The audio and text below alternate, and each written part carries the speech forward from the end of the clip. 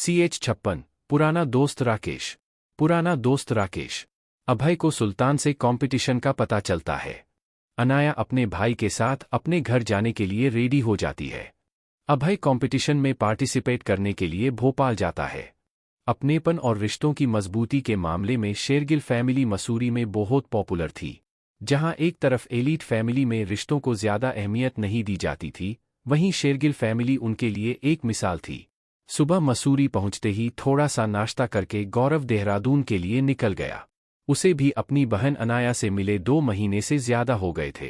वो ज्यादा एक्साइटेड इसीलिए भी था क्योंकि वो चाहता था कि अनाया ही उसके लिए शॉपिंग करें और उसके लिए फंक्शन की ड्रेसेस सिलेक्ट करे। सभी जानते थे कि अनाया का ड्रेसिंग सेंस बहुत कमाल का है। अनाया भी पहले से रेडी थी। गौरव थोड़ी ही देर में देहरादून अनाया के हॉस्टल पहुंच गया। अनाया भी अपने भाई को देखकर बहुत खुश हो गई। वैसे तो मसूरी देहरादून से ज्यादा दूर नहीं था, लेकिन गौरव बिजनेस के काम से कुछ महीने के लिए बाहर गया था, इसलिए वो अनाया से इतने टाइम तक मिल नहीं पाया था। अनाया और गौरव ने एक दूसरे को हग किया और हॉस्टल के गार्ड ने जल्दी से अनाया का सामान गाड़ी में रख दिया। गौरव अनाया को लेकर तुरंत मसूरी के लिए निकल गया। गाड़ी में बैठते ही अनाया ने अभय को मैसेज किया कि वो मसूरी के लिए निकल गई है और अपना फोन रख दिया। वो अपने भाई के सामने इस वक्त अभय से बात नहीं कर सकती थी। घर पहुंचते ही अनाया का बहुत प्यार के साथ सभी ने वेलकम किया। अनाया बहुत समय के बाद अपने घर आई थी। फैमिली के सभी लोग इस समय घर पर अनाया के वेलकम के लिए मौजूद थे। घर के सभी नौकर भी शेरगिल फैमिली से बहुत पुराने समय से जुड़ थे, इसलिए वो सभी भी अनाया के आने से बहुत खुश थे। अनाया ने सभी लोगों को हाथ जोड़कर प्रणाम करते हुए ग्रीट किया। अनाया बहुत संस्कारी लड़की थी। वो बड़ों का सम्मान करना खूब जानती थी। वैसे तो अनाया सामान्य भाषा में ही बात करती थी, लेकिन उसकी फैमिली में पंजाबी शब्दों का बहुत प्रयोग होता था, इसीलिए वो भी घर में सभी की तरह पंजाबी मिक्स भाषा में ही बात करती थी। वैसे भी पंजाबी जब तक पंजाबी न बोले तब तक उन्हें मज़ा ही नहीं आता है। अनाया, पुत्र तू किन्नी दुबली होगी है। लगता है ठीक से खाना नहीं मिलता मेरी लाड़ो को। अनाया की दादी सरस्वती देवी ने उसे गले लगाते हुए कहा। ओए, हॉस्टल में कोई ठीक से खाना मिलता है क्या? पूरनलाल जी ने कहा। उन्होंने अनाया के सिर पर प्यार से हाथ फेरा। घर के सभी लोगों ने एक एक करके अनाया से प्यार से उसके हाल चाल पूछे। अनाया ने भी सभी को बहुत रिस्पेक्टफुली ट्रीट किया। ओ तुस्सी मेरी लाड़ो को बैठने भी नहीं दे रहे। ये थक गई होगी, ट्रेवल करके आई है, पूरनलाल जी ने कहा और अनाया को अपने पास काउच पर बैठा लिया। घर के नौकर फटाफट उसके लिए खाने पीने की चीजें ले आए। उन्होंने भी अनाया को प्यार से वेलकम किया। अनाया ने भी उन्हें हाथ जोड़कर ग्रीट किया। अनाया कभी भी किसी को छोटा नहीं मानती थी। उनके घर के नौकर भी उनके घर के मेंबर जैसे थे। अपने घर पहुंचकर अनाया भी घर की मस्ती में खो गई। अभय भी अपने कंपटीशन के लिए भोपाल के लिए फ्लाइट से निकल गया। भोपाल पहुंचते ही उसने टैक्सी पकड़ी और सीधा अपने होटल के लिए निकल गया। अपने रूम में पहुंचकर अभय ने अपना सामान कबर्ड में रखा और होटल देखने के लिए इधर उधर घूमने लगा। एयरपोर्ट से होटल तक आते समय अभय ने देखा था कि जगह जगह पर कंपटीशन के बैनर लगे हुए थे।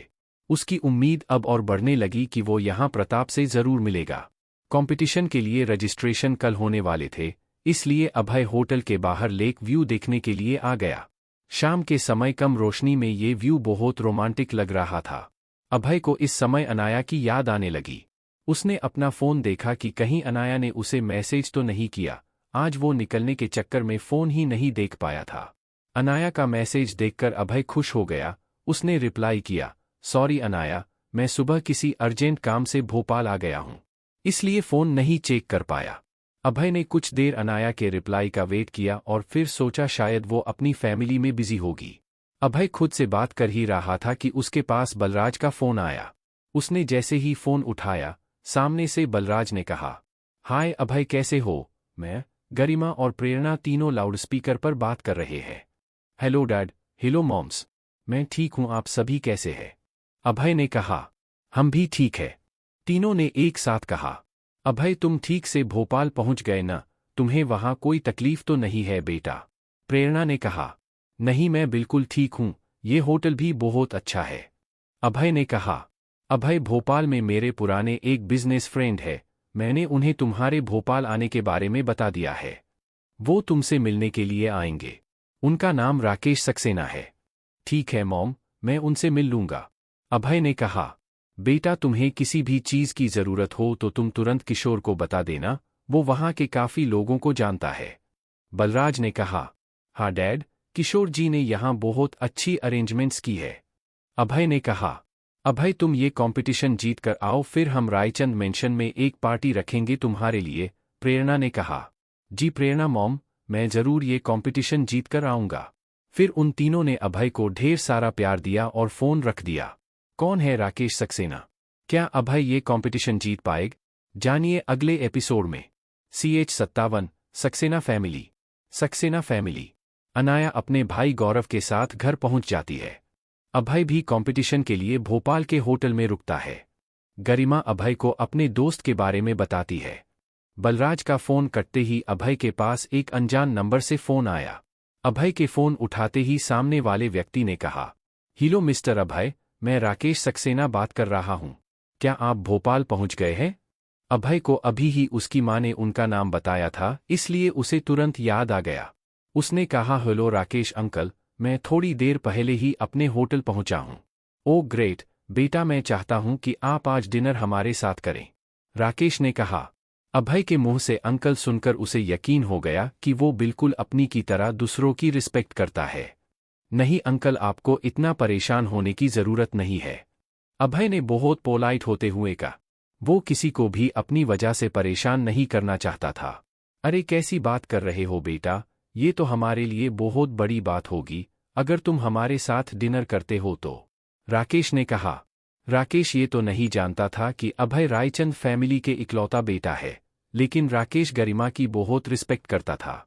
गरिमा ने कई बार बिजनेस स्ट्रेटजी बनाने में उसकी हेल्प की थी, जिसकी वजह से उनके बिजनेस में बहुत प्रॉफिट होता था। ठीक है अंकल, आप इतना कह रहे हैं तो मैं डिनर आपके साथ ही करूंगा, अभय ने कहा। ग्रेट, मैं तुम्हारे लिए गाड़ी भेज रहा हूं, वो तुम्हें सीधा मेरे पास ले आएंगे, राकेश ने कहा। जी अंकल ठीक है, अभय ने कहा और फोन रख दिया। थोड़ी देर में राकेश का ड्राइवर अभय को लेने के लिए उसके होटल पहुंच गया। उसने नीचे रिसेप्शन पर अभय का नाम बताया तो होटल का स्टाफ उसे अभय के रूम तक ले गया। अभय जिस रूम में रुका था वो बाहर से आने वाले व्हिप के लिए ही होता था। ये देखकर ड्राइवर समझ गया कि अभय कोई बड़ा आदमी है। होटल के स्टाफ ने रूम के नंबर पर कॉल किया तो अभय ने कॉल रिसीव किया।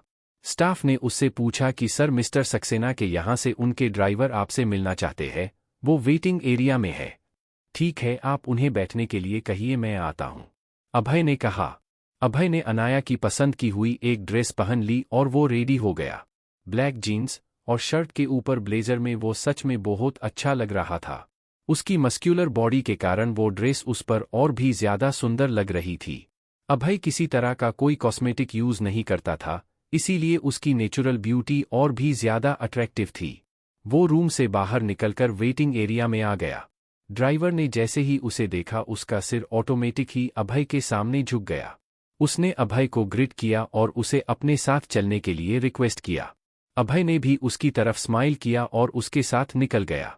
अभय ने उसे किसी अच्छे से मार्केट में गाड़ी ले जाने को कहा। वो सक्सेना फैमिली में पहली बार जा रहा था, इसलिए वो खाली हाथ नहीं जा सकता था। मार्केट में से अभय ने एक बहुत ही शानदार बुके तैयार करवाया और सक्सेना हाउस के लिए निकल गया।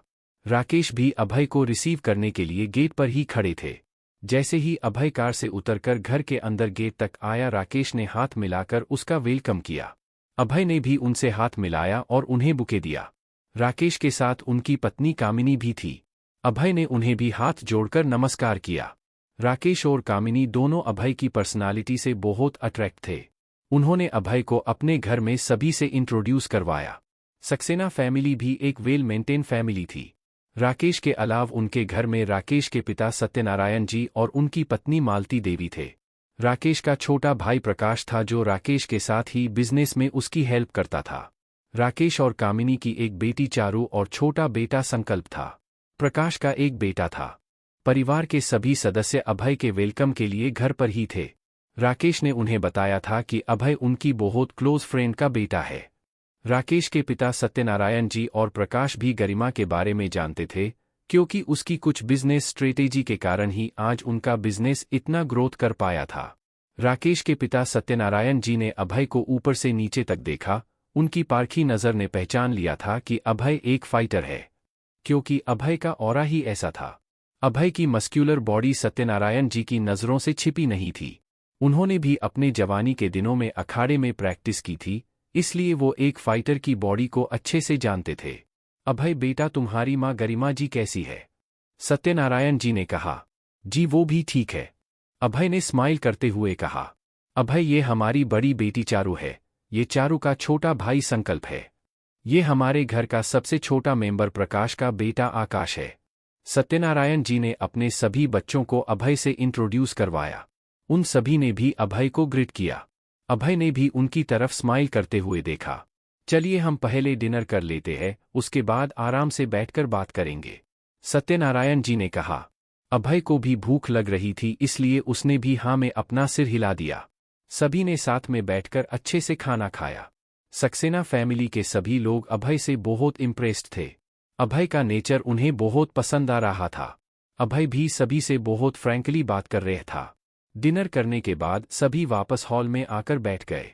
अभय, तुम भोपाल किसी काम से आए हो? राकेश ने पूछा। क्या अभय सक्सेना फैमिली को सच बता देगा? जानिए अगले एपिसोड में। CH58 अभय भैया। अभय भोपाल पहुंचता है तो उसके पास राकेश सक्सेना का फोन आता है। राकेश अभय को लेने के लिए अपनी गाड़ी भेजते हैं। अभय पूरी सक्सेना फैमिली के साथ इंट्रोडक्शन करता है। राकेश अभय से भोपाल आने का कारण पूछते हैं।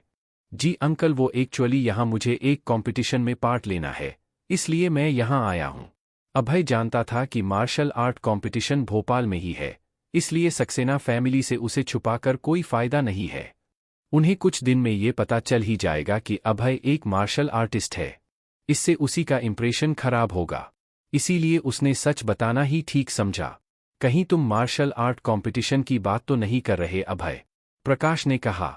भोपाल में कंपटीशन की जिस प्रकार से एडवर्टाइजिंग की गई थी, भोपाल में सभी को इस कंपटीशन की जानकारी थी। जी आप सही समझे, मैं उसी कंपटीशन की बात कर रहा था, अभय ने कहा। अच्छा, तो तुम मार्शल आर्ट जानते हो? सत्यनारायण जी ने कहा। उन्हें पहले ही लग रहा था। क्या आप सच में मार्शल आर्ट जानते हैं? आकाश ने क्यूरियस होते हुए पूछा। वो अभी सिर्फ 8 साल का था। अभय ने भी बहुत प्यार से उसके गाल पर पंच करते हुए कहा, हाँ मैं मार्शल आर्ट जानता हूँ। क्या मुझे मार्शल आर्ट सिखा सकते हैं? आकाश ने कहा। अभय ने स्माइल करते हुए उसे देखा। उसकी क्यूट सी बातें अभय को बहुत अच्छी लग रही थी। अभय ने कहा, क्या तुम सच में मार्शल आर्ट सीखना चाहते हो? हाँ, मुझे टीवी में भी फाइट देखने में बहुत मजा आता है, आकाश ने खुश होते हुए कहा। तुम्हें पता है, मार्शल आर्ट सीखने के लिए बहुत मेहनत करनी पड़ती है, अभय ने कहा। हाँ मैंने देखा है, जो फाइट करते हैं वो बहुत सारे बनाना खाते हैं और बहुत सारा धुंध पीते हैं, आकाश ने अपनी प्यारी सी आवाज में कहा। उसकी ये बात सुनकर अभय के साथ वहां सभी हंसने लगे। आकाश, अभी अभय भैया कंपटीशन में जीत जाए उसके बाद वो तुम्हें भी मार्शल आर्ट सिखा देंगे, प्रकाश ने अपने बेटे आकाश से कहा। प्रॉमिस, आप मुझे सिखाएंगे? आकाश ने अभय की तरफ अपना हाथ बढ़ाते हुए बहुत मासूमियत से कहा। पक्का प्रॉमिस, अभय ने उससे हाथ मिलाते हुए कहा। अभय तो खुद भी चाहता था कि आज के बच्चे कम से कम बेसिक मार्शल आर्ट तो सीखना ही चाहिए। ये अब मैं भी फाइट करूंगा, आकाश खुश होकर उछलने लगा। वो फाइट करने की एक्टिंग करता हुआ पूरे घर में घूमने लगा। ये देखकर सभी हंसने लगे। सच में अभय, तुमसे मिलकर ऐसा लगता ही नहीं कि तुम कोई अजनबी हो, तुम तो हमारे फैमिली मेंबर जैसे हो, कामिनी जी ने अभय से कहा। अभय ऐसा खुशमिजाज नेचर उन्हें बहुत पसंद आया। अरे अभय गरिमा जी का बेटा है, तो उस हिसाब से वो हमारे लिए अजनबी कैसे हो सकता है, सत्यनारायण जी ने कहा। उनकी बात सुनकर अभय को समझ आ गया था कि उसकी माँ की इन सभी की नज़रों में बहुत रिस्पेक्ट है। उसने भी स्माइल किया। अभय बेटा, कुछ दिनों बाद चारू की शादी है, हम चाहते हैं कि तुम एक फैमिली मेंबर की तरह शादी के सारे फंक्शन में हमारे साथ शामिल हो, राकेश ने कहा। अरे इसमें कहने की क्या बात है, अभय हमारे साथ रहेगा तो हमें लगेगा कि गरिमा जी हमारे साथ है, सत्यनारायण जी ने कहा। उन दोनों की बात सुनकर अभय कुछ सोचने लगा। उसे ऐसा सोचते देखकर राकेश ने फिर से कहा, प्लीज बेटा, मना मत करना, हम सभी को बहुत खुशी होगी अगर तुम आओगे तो। इतने प्यार से उनके दिए इनविटेशन को अभय भी मना करके उनका अनादर नहीं करना चाहता था, इसलिए उसने भी हाँ कर दी। अभय की हाँ सुनकर सभी लोग बहुत खुश हो गए। उन्हें खुश देखकर अभय को भी अच्छा लग रहा था। उसे किसी अनजान शहर में घर जैसी फैमिली मिल गई थी, उसे भी बहुत अच्छा लग रहा था। ठीक है तो दादाजी, मैं अब निकलता हूँ, कल मुझे कंपटीशन के रजिस्ट्रेशन की प्रोसेस के लिए भी जाना है। अभय ने सत्यनारायण जी से जाने की परमिशन ली। ठीक है, हम तो चाहते हैं कि तुम हमारे साथ ही रहो, लेकिन शादी के कामों के बीच हम तुम्हें परेशान नहीं करना चाहते, लेकिन इसे अपना ही घर समझकर आते रहना। सत्यनारायण जी ने कहा, मैं तुम्हें होटल तक छोड़ देता हूँ। राकेश ने कहा, नहीं अंकल, आपको परेशान होने की जरूरत नहीं है, मैं चला जाऊंगा। अभय ने कहा, अरे इसमें परेशानी किस बात की, भैया आप रहने दीजिए, मैं अभय को छोड़ देता हूँ। प्रकाश ने कहा। अभय इतना कहने पर उन्हें मना नहीं कर पाया, उसने भी स्माइल करके हाँ में सिर हिला दिया। सभी ने अभय को गेट तक छोड़ा। आकाश भी स्पेशली अभय को छोड़ने के लिए आया।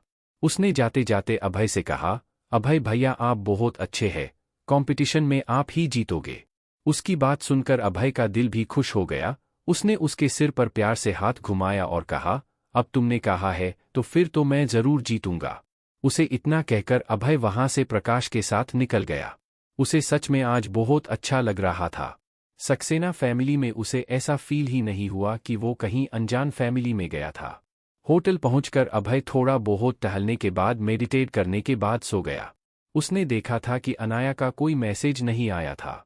रजिस्ट्रेशन के लिए सुबह जल्दी का टाइम रखा गया था, इसलिए अभय भी जल्दी से रेडी होकर कंपटीशन वेन्यू पर पहुंच गया। उसने अपना रजिस्ट्रेशन प्रोसेस पूरा किया और आसपास देखा कि कहीं उसे प्रताप नजर आ जाए।